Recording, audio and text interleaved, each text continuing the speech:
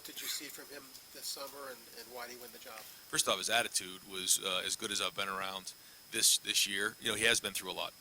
Personally, he's been through a lot with the injury, and so to see the way he's smiling, the way he's got a lot of energy, the way he's working, he's kind of changed his body with Mick in the weight room, and I just love his approach right now. He's practicing at a high level, and when you're going against Chase Young and Coop and those guys every day in practice, if you're blocking them, then you're doing a hell of a job. And so he's done that, and he's taken a mature approach to this thing. I think he's shown some leadership. He's more of an example guy than a vocal guy, but this is a guy who I think is going to have a great year. Second row right, Kyle.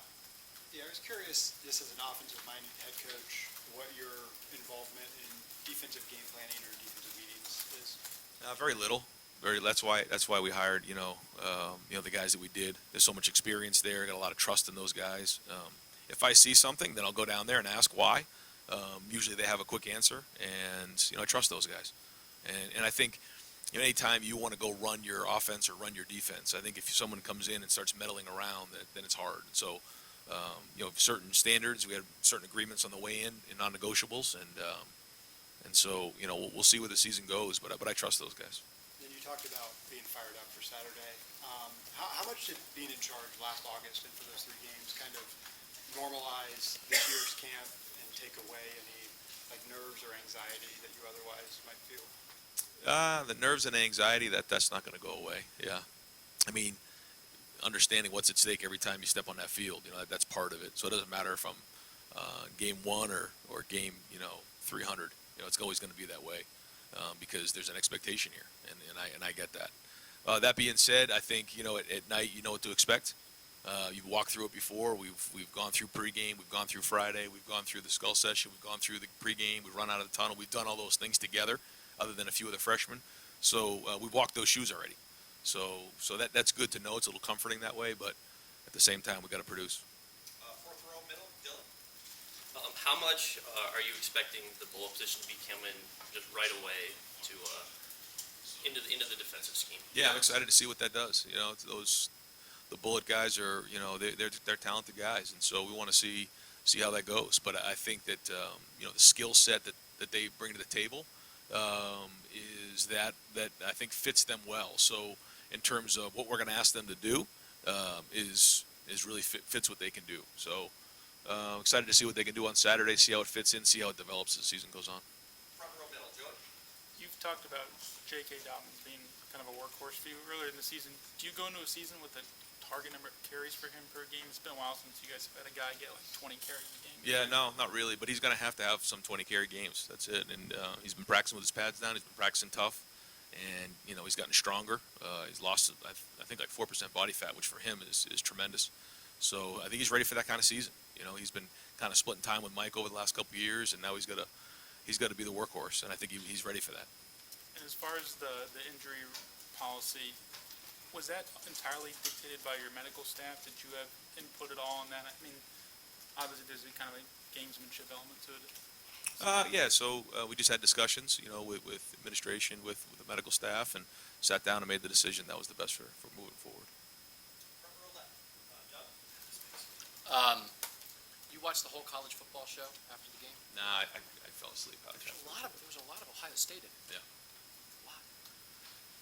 You're game planning as you think about game planning, right? Not just like in meetings, but as you're driving in your car. What is the difference of maybe back when you were a coordinator, you just had little X's and O's dancing in your head, and now that you're a head coach, are you thinking about, is that guy going to class? Oh, yes. What's your free time, your daydreaming like? How is it different?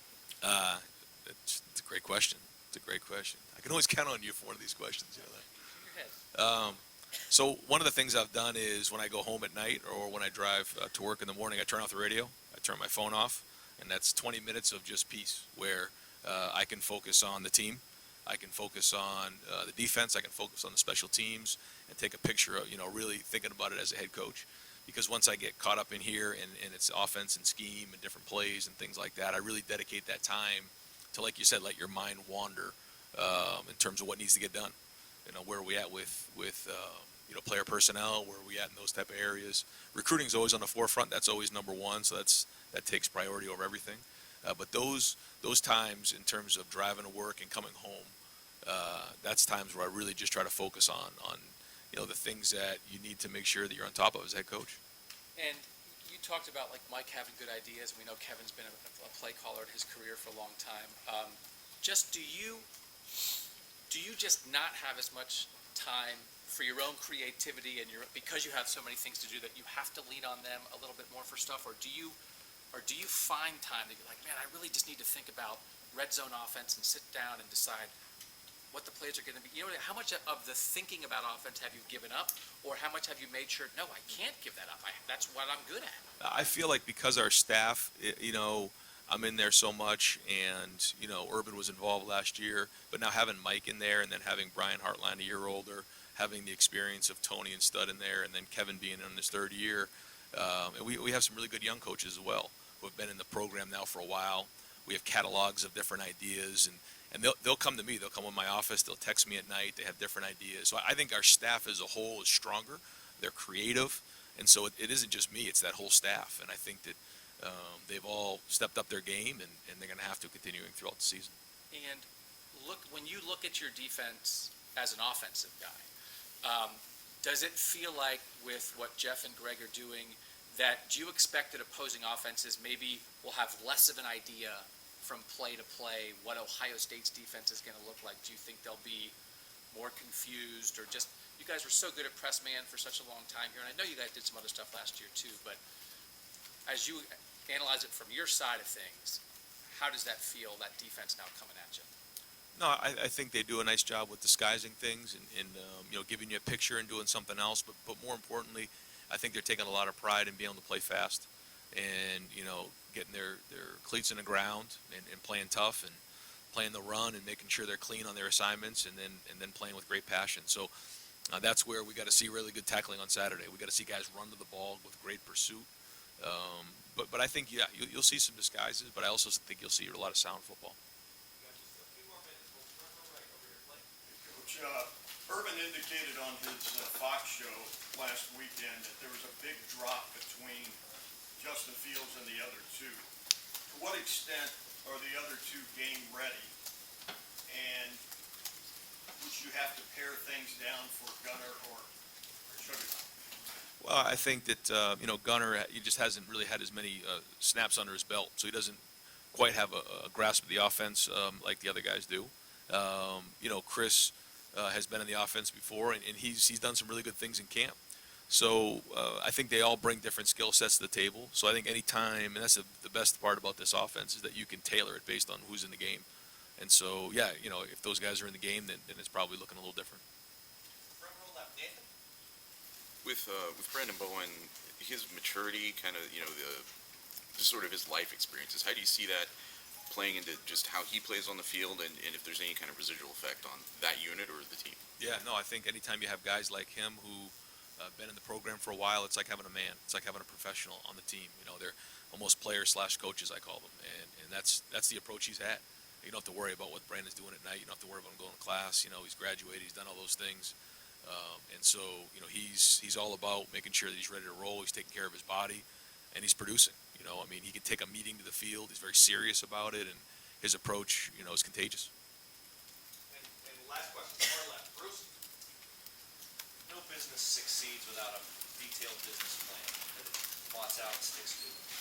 In terms of thinking of yourself and your arrival here at age 40 as a head coach, as a young coach, did you have for lack of a better term, a business plan as to how to get, not here, but a place like here?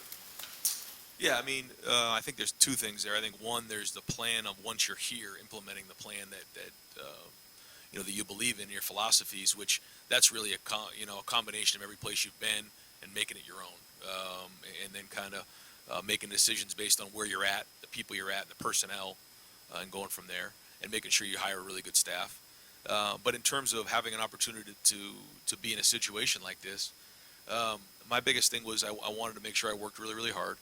I wanted to make sure I exposed myself to some of the best coaches in the country, not afraid to take risks. And that goes with your family. If you don't have a family that's willing to move, 3 times in 3 years to go have an opportunity to go coach in the NFL or then come back here to Ohio State, which is really the only place I would have left the NFL for, was to come to Ohio State, because this is just the greatest organization in all of America. But you have to really want to take risks. And then at the end of the day, you got to, trust your family that you're making the best decisions, expose yourself to great people, and then be really, really competitive. You got to win every single day. It's like any other job. And if you're tough and you're willing to fight every day, then good things are going to happen to good people who work hard. Would have gone to Bama or Notre Dame or any other signature program where you could have made a similar impact? Only Columbus. When you're a young coach, like really, really young, and you're starting to climb, at what point in your career did you start to envision that something like this was possible? And at the same time, you ever find yourself looking around at other guys who were your age or younger, who were getting big jobs, and is there any, I don't know, uneasiness within yourself or professional jealousy that, like, how does that guy get that job? Maybe you don't believe he's qualified for it. Yeah, I mean, there's a lot to that question right there. But I would say that, yeah, I mean, from early on, I dreamed big. I was always taught to dream big at a young age, and I saw a lot of guys who moved up in profession and said, why can't that be me?